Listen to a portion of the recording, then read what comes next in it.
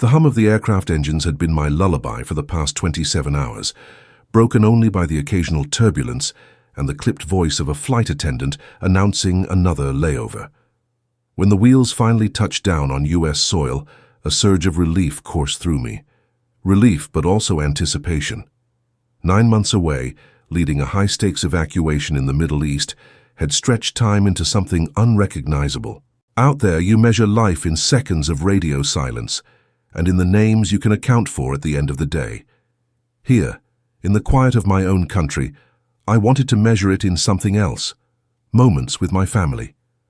I didn't tell them I was coming. No call from the airport, no text from the taxi. Surprise was the one luxury I could afford after months of sand, heat, and gunpowder in the air. At 49 years old, Colonel Jonathan Reeves of the United States Army had been away for more birthdays than I cared to admit. I'd missed anniversaries, school plays, and Sunday mornings, but today I was going to walk through my own front door and catch them in the middle of an ordinary morning. That thought alone kept me upright despite the exhaustion dragging at my shoulders. The cab pulled into our street, just as the first hints of daylight stretched across the sky. Our porch light still glowed against the dimness, casting a warm circle on the steps. I paid the driver, slung my duffel bag over my shoulder, and stood there for a moment, breathing in the cool morning air. The lawn was neatly cut, the flag I'd hung years ago perfectly folded from the last windstorm. Everything looked the same, and yet there was a faint unease, something I couldn't name yet, settling in my gut. The key turned in the lock with a familiar click, and I stepped inside. The smell of home wrapped around me, clean laundry, a hint of the cinnamon candles my wife liked. But there was something else too, something subtle and out of place. Perfume, not hers. I closed the door softly, letting my eyes adjust to the low light. The living room was just as I'd left it, the couch slightly sunken on my side, the coffee table stacked with magazines no one ever read, and the grandfather clock in the corner marking each second with patient precision. My boots landed quietly on the carpeted hallway, leading me toward the bedrooms. On the console table, framed photographs told the story we'd built over the years. Our wedding day, her laughing with sunlight in her hair. Our son, in a baseball uniform 2 sizes too big, his grin wider than his face.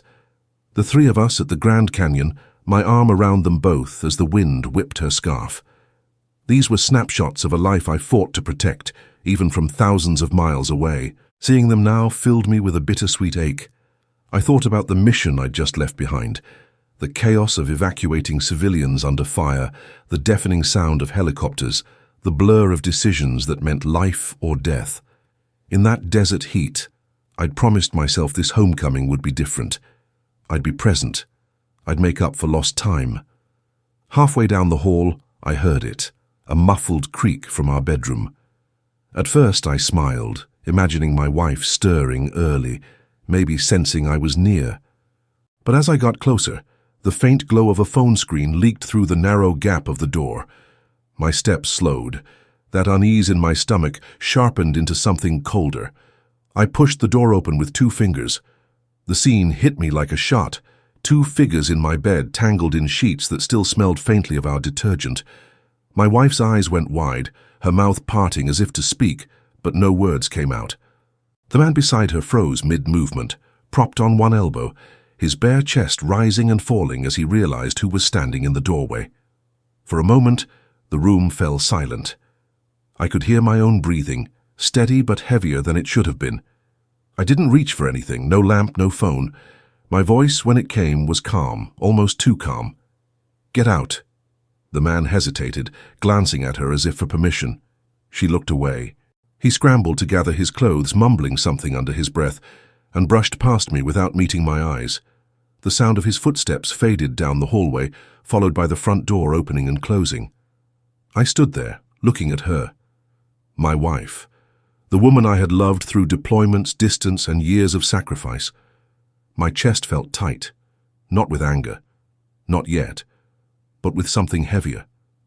"How long?" I asked. Her hands clutched the sheet to her chest. "John, please, it's not—" "How long?" My voice was quieter this time, but sharper. Her gaze dropped. "A few months." The words landed like lead. Images of missed moments flooded my mind, phone calls cut short by bad signals, care packages sent from forward operating bases, letters that never carried the weight of being there. I had always believed that love and loyalty could survive absence if the bond was strong enough. Maybe I was wrong. I took a slow breath, forcing myself to focus. "Where's our son?" The question seemed to knock the air from her. She blinked, then looked away again. He's at the hospital." The world tilted. What happened? "There was an accident," she said, her voice trembling now. "He's in ICU, on life support." Life support. The phrase hit like a physical blow, the kind that drops you to your knees before you realize you've been hit. I felt my pulse in my ears, my vision narrowing for a moment. My son, our boy, was lying in a hospital bed connected to machines, and I was finding out only now. I didn't yell. I didn't throw anything. I just felt a deep, cold focus settle over me, the same clarity that came before a decisive order in the field. I grabbed my jacket from the chair.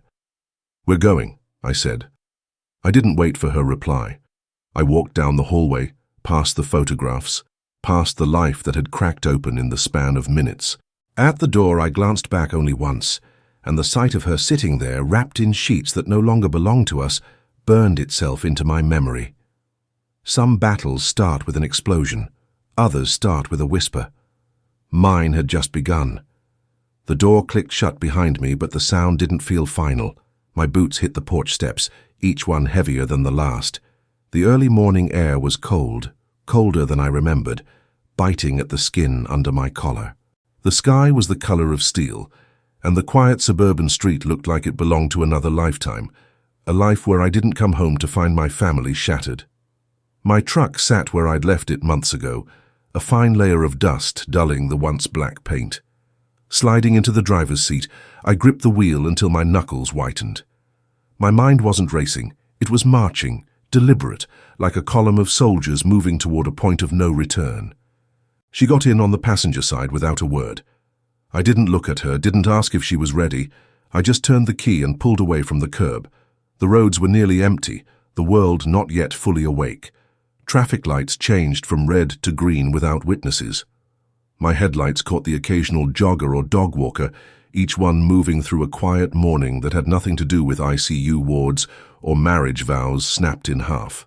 I focused on the lines of the road, the hum of the engine, but every so often a memory pushed through. My son's laugh from the back seat on our last road trip, his voice calling me Dad, in that half-playful, half-serious tone when he wanted something. I gripped the wheel tighter. "How?" I asked finally, my eyes never leaving the road. She shifted in her seat. "It was late. I'd stepped out." "You stepped out?" My tone was flat, not a question, but an accusation. "I just needed—" "You needed what?" I cut in, still staring straight ahead. "While I was halfway around the world, you needed to leave him alone." Her silence was an answer in itself. I felt the anger building, but I kept it caged. Outbursts wouldn't help my son breathe again. Machines were doing that for him now. The hospital came into view, a pale, sprawling building against the grey sky. I pulled into the parking lot and found a space near the entrance. The cold hit me harder this time as I stepped out. Automatic doors slid open with a hiss, letting out the sterile smell of disinfectant and the low murmur of hospital life. Inside, the reception desk was manned by a nurse with kind but tired eyes. "Can I help you?" she asked. "My son," I said, my voice quieter than I expected. "Michael Reeves, ICU." She tapped at a keyboard, then nodded toward the elevators. "6th floor. Ask for Nurse Kelly at the desk. She'll take you in." The ride up felt longer than the flight home. The elevator walls closed in, reflecting my face back at me, a face that looked older than when I'd left, though only months had passed. The doors opened to a hallway, hushed except for the rhythmic beeping of machines and the distant shuffle of nurses' shoes. At the ICU desk, a woman in blue scrubs looked up. "Colonel Reeves?" she asked gently. I nodded. "Follow me." The corridor was lined with glass-fronted rooms, each one holding someone's fight for life. My boots were silent on the polished floor, but inside my chest, My heartbeat was a drum. We stopped at the third door on the left. Through the glass, I saw him, my son, the boy who once begged me to teach him how to throw a curveball. The boy who'd cried when I left for my first deployment and later tried to hide his tears each time I left again. He was lying still, impossibly still, surrounded by machines that hummed and beeped in patterns I didn't understand. Tubes snaked from his arms, and a ventilator hissed with mechanical precision, pushing air into lungs that couldn't manage on their own. I stepped inside. The room was cooler than the hall, the air sharp with antiseptic. I moved to the side of the bed, my hand hovering above his, afraid that if I touched him, the reality would solidify into something unbreakable. "He's stable for now," the nurse said softly. "We're doing everything we can." I nodded without looking away from him. My mind flashed back to the last time I'd seen him, standing in the driveway, taller than the year before, his voice deeper, but still full of that boyish energy. He'd saluted me as a joke, then hugged me hard. I wanted to say something to him now, but the words caught in my throat. What do you tell your son when you weren't there to protect him from this? When the same discipline that kept you alive overseas kept you away from the moments that mattered most? I reached out finally, wrapping my hand gently around his. His skin was warm, but limp. The ventilator's rhythm became the backdrop to my thoughts. I had faced down enemies, navigated chaos, and made impossible calls under fire. But here, in this quiet room, I was powerless. And I knew one thing with absolute clarity. Whatever had happened, whoever had failed him, I was going to find out. And I was going to make sure it never happened again.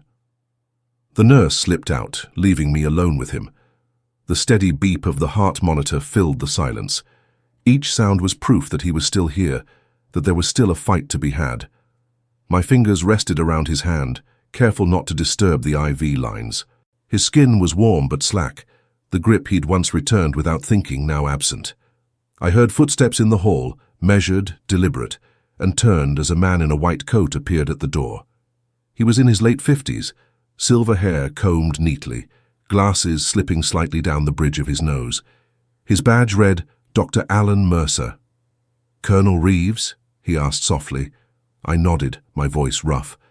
"That's my son." He stepped inside, closing the door gently behind him. His tone was calm but carried the weight of someone who'd had this conversation too many times. "Michael was brought in late last night. Head trauma, multiple contusions, 2 fractured ribs. The head injury is our biggest concern. There's swelling, and we've placed him on a ventilator to stabilize his breathing." I kept my eyes on my boy, the words "head injury" ringing in my ears like a distant gunshot. "What happened, doctor?" Mercer hesitated, glancing briefly at the figure of my wife standing near the doorway. She looked smaller now, her arms wrapped tightly around herself, her eyes fixed on the floor. "We were told it was a vehicular accident," he said carefully. "He was riding his bikes at night and without a helmet." The last 3 words hit harder than the first sentence. My jaw clenched. "At night?"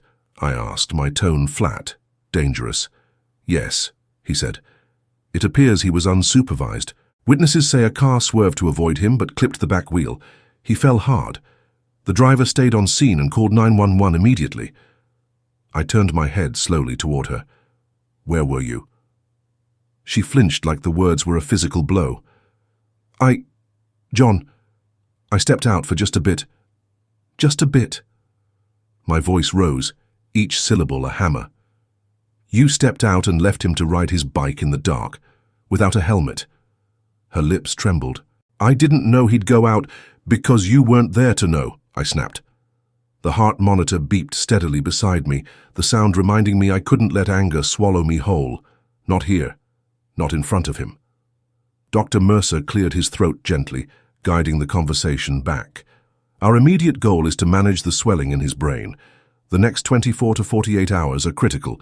If he remains stable, we'll start assessing the extent of neurological impact." I forced my breathing to slow, my mind parsing his words like a mission briefing. Critical window, stabilize, assess damage. There was no mission more important than this. "Can I stay with him?" I asked. "As long as you need," Mercer said. "We encourage it." He looked at my wife. his voice still professional but tinged with something unspoken. "You'll both need rest too." When he left, the silence returned. She lingered near the door, shifting her weight like she wasn't sure if she should speak or leave. I finally looked at her. "You were supposed to protect him when I couldn't. That's the only thing I've ever asked of you when I'm gone, and you couldn't even do that." Tears welled in her eyes. "John, I've made mistakes, but—" "Mistakes are forgetting to pay a bill," I said coldly. "Mistakes are burning dinner. This—" I gestured to our son, motionless in the hospital bed. "This is negligence, and it nearly cost him his life." She wiped at her face but didn't argue. Maybe she knew there was nothing she could say that would matter now. I turned back to my boy, my thumb brushing lightly over his knuckles. "I'm here now, Michael. I'm not going anywhere." For the first time since stepping into that room, I let myself feel the weight of it. Not just the betrayal upstairs in my own bed, but the betrayal here. The failure of trust that had left him in this state. In war, when someone under your command is hurt because of negligence, there are consequences. Harsh ones. Out here, in this civilian life, consequences were slower, messier, but they would come. The night I'd left for deployment, I'd promised him I'd be back in time for his next baseball season. He'd laughed and told me he'd keep my old glove ready. Now I didn't know if he'd even be able to play again, or if he'd ever look at me with the same easy smile. I leaned forward, my forehead resting briefly against the back of his hand. "Hang in there, son, just hang in there." Behind me, I heard her shift again, the rustle of her jacket. "I'm going to get some coffee," she murmured. I didn't answer. When the door clicked shut, the room felt lighter, not by much, but enough. I stayed there in the low hum of the machines, holding on to him like my grip alone could keep him tethered to this world. In the army, you learn to identify the point where everything changes. The ambush, the breach, the first shot fired. I knew I'd just passed that point in my life, and there was no going back. The ICU had its own kind of battlefield silence. Not the tense, loaded quiet before a firefight, but the kind where machines spoke more than people, and every beep or hiss was a reminder that life was hanging by a thread. I sat in the chair beside Michael's bed, elbows on my knees, hands clasped so tightly my knuckles ached. In my mind, the scene kept shifting. One moment it was the sterile brightness of the hospital, the next it was the dust-choked alley in Al-Mazar, where I'd last led my men. I could almost hear the pop of distant gunfire, the thud of boots on uneven ground, the clipped radio calls cutting through the chaos. We'd moved fast that day, civilians trapped between collapsing walls, hostile fire pushing us into tighter corners. I'd given orders without hesitation, not because I was fearless, but because hesitation gets people killed. And now here I was, staring at my own son under a plastic tangle of tubes, wondering if hesitation, mine, hers, ours, had brought us to this point. I glanced toward the door.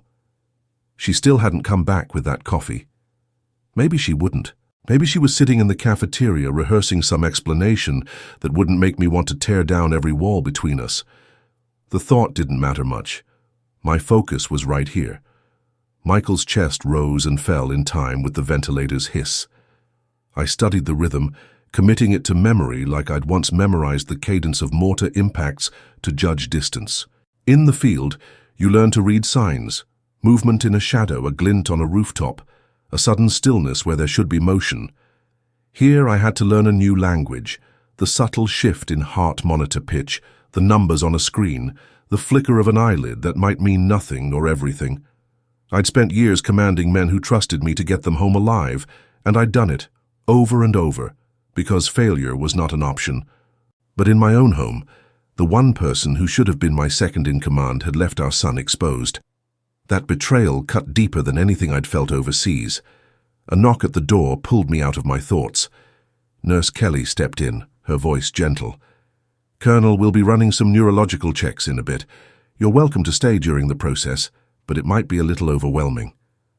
"I'll stay," I said without hesitation. She nodded. "I'll let Dr. Mercer know." When she left, I leaned back in the chair, letting my eyes roam over the sterile white ceiling tiles. My mind went back to the day before I left on this last mission. Michael had been in the driveway, tossing a baseball in the air and catching it bare-handed. He'd asked if I'd be home in time for his next game. I'd told him I would, knowing even then it was a promise I might not be able to keep. But I'd meant it. That's the thing about service. People think the hardest part is the danger. It's not. The hardest part is coming home to find out the danger was never just overseas. The door opened again and she slipped in. No coffee in her hands. She sat in the chair opposite me, eyes avoiding mine. "How is he?" she asked softly. I stared at her for a long moment. "You'd know if you'd been here." Her jaw tightened. "John, I know No," I cut in. "You don't know. You can't. Because while I was leading men through a city tearing itself apart, trusting you to keep our son safe, you were—" I stopped myself. "Forget it. This isn't the place." She looked like she wanted to say more, but instead she just nodded, folding her arms across her chest like she needed to hold herself together. The beeping of the monitor filled the space between us. I focused on it, because looking at her made the weight in my chest worse. I didn't need this distraction. I needed clarity. In the army, when you take over an area of operations, the first thing you do is assess the damage. What's salvageable, what's compromised, what needs to be replaced entirely. Sitting here, I realized I was doing the same thing with my life. The marriage? Compromised beyond repair. My son's health? Critical but salvageable. My own mission? Clear as day. Get him back on his feet, protect him from further harm, and make sure the person who'd failed him couldn't fail him again. Nurse Kelly returned with Dr. Mercer, who carried a small penlight. "We're going to check his pupil response," the doctor explained, moving to the head of the bed. I stood, stepping closer, my hand on the railing. The doctor gently lifted one eyelid, shining the light across it, then the other. "Good constriction," he murmured. "That's encouraging." Encouraging. I held on to that word like a rope in floodwater. The checks continued. Reflexes, vital signs, small movements. Each one gave me a little more information, a little more hope. When they were done, Dr. Mercer looked at me. "If he continues to respond like this, we can start reducing sedation in a couple of days. See if he can breathe on his own." I nodded, the knot in my chest loosening just slightly. "Thank you, Doctor." As they left, I settled back into my chair. I wasn't leaving this room unless they dragged me out. In the field, I'd learned that presence, just being there, could mean the difference between someone giving up and holding on. I was going to be that presence for my son now. I glanced once more at her across the bed. She looked smaller, diminished, and for the first time I realized I wasn't angry in the way I thought I'd be. Anger burns out. This was colder, steadier, determination. The mission had changed, but the rules hadn't. You don't stop until the job's done. And this job was only beginning. The night crept in slowly, announced not by darkness, hospitals never truly get dark, but by the change in light. The soft blue of morning had long since given way to the harsh white of day, and now it faded into the dim, amber glow of the overnight lamps. The ICU seemed to breathe differently at night. Footsteps softened, voices lowered. Even the machines seemed to hum at a gentler pitch, as if aware that the people they guarded needed rest. I hadn't moved much. Hours had slipped by with me in the same chair, my son's hand resting in mine, the muted rise and fall of his chest the only movement I cared about. I'd eaten nothing, drank only enough water to keep my throat from drying out. Leaving this room felt like leaving my post in the middle of a watch, something I'd never done in 30 years of service, and something I wouldn't start now. Across the room, she sat in the corner chair. At some point, she'd stopped trying to speak. Whether it was guilt, exhaustion, or just the knowledge that nothing she said could undo what she'd done, I didn't know. Didn't care. Her presence was a formality. My focus was entirely on the boy between us. I studied every detail of him, the angle of his jaw sharper now than when I'd left, the small scar above his eyebrow from the time he'd fallen off his skateboard, the way his hair curled slightly at the ends when it grew too long. These were the details that anchored me. Overseas, you anchor yourself with coordinates, with maps and objectives. Here you anchor yourself with the pieces of someone you can't afford to lose. The hiss of the ventilator was steady, almost hypnotic. I found myself syncing my breathing with his, as if by matching him I could keep him tethered to me. My mind wandered to the last mission again, the moments where I'd stood at the edge of decisions that could break people's lives. In Al-Mazar, I'd made the call to divert 2 vehicles to cover a street we didn't have intel on. It had saved a squad from an ambush. That decision had been instinct, born of experience and a refusal to gamble with lives. Looking at Michael now, I realized the same rule applied here. There would be no gambling, no leaving anything to chance. I leaned forward, resting my elbows on the bed's edge. "Hey, kid," I said quietly, my voice barely above a whisper. "It's Dad." He didn't stir, didn't twitch, but I spoke anyway. "I'm here. I'm not going anywhere. You just focus on getting better, all right? I'll handle everything else." The words felt like a briefing, the kind you give before a mission starts. Only this time the mission was personal. "You know, I've led men through some ugly places," I continued, "places where the air was thick with dust and fear. I've made it out every time because I learned one thing: you never fight alone. And you're not going to fight alone here, not while I'm breathing." I glanced toward the corner where she sat. Her eyes were red, her shoulders hunched. She looked smaller than ever, but I didn't let that distract me. "You're going to wake up," I said to Michael. "And when you do, things are going to be different, better, safer. I'll make sure of it." I thought about what different meant. It meant I'd be there, not just in spirit, not just in postcards from overseas, but in person. It meant the house would be a place where he didn't have to wonder who was watching over him. It meant that the person who'd failed him wouldn't get another chance to. I'd been in enough debriefings to know you can't undo what's been done, but you can adapt, you can counter, and you can make damn sure the same mistake never happens twice. My hand tightened around his. "You've always been my reason, kid. For every long day, every bad night, every time I stayed one step ahead of the worst this world has to offer. I did it so I could come home to you, and now that I'm here, I'm not letting go." For a moment, I thought I saw his fingers twitch. Maybe it was just a reflex. Maybe it was nothing. But it was enough to keep me rooted in hope. The nurse came in quietly to check his vitals, her movements efficient but careful, as if not to disturb something fragile. "He's holding steady," she said with a small smile. "That's good news." Good news. It had been a long time since I'd heard those words and believed them. I nodded, my throat tight. When she left, the room was ours again. I sat back, letting the chair creak under my weight. My eyes burned from the strain of the day, but I didn't close them. This wasn't a place for rest, not yet. At some point she stood and moved toward the door. "I'm going to get some sleep," she murmured. I didn't answer. She hesitated, as if expecting me to stop her, but I didn't. I just watched her leave, the sound of the door closing, sealing us in together, me and my boy, just like it should have been all along. The hospital was quiet again.